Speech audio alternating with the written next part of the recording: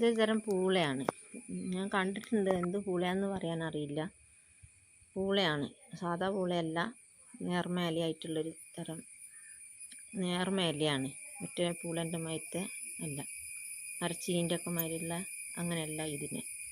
ഇത് നല്ല വണ്ണമുള്ളൊരു കൊമ്പാണ്. ഇത് കിളച്ച് എടുത്ത് വെച്ചതാണ് ഈ പൂള.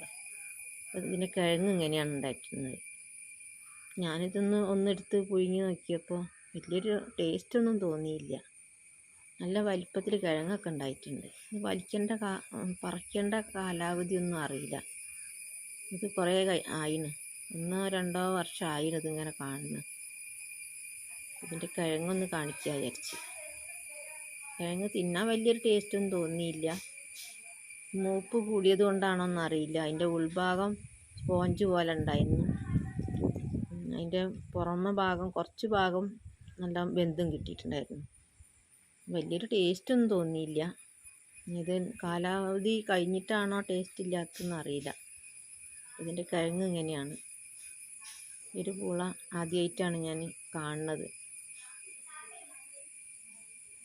കാണാനൊക്കെ നല്ല ഭംഗിയുണ്ട്. നല്ല വണ്ണവും വലിപ്പമൊക്കെ ഉള്ളൊരു കിഴങ്ങാണ്.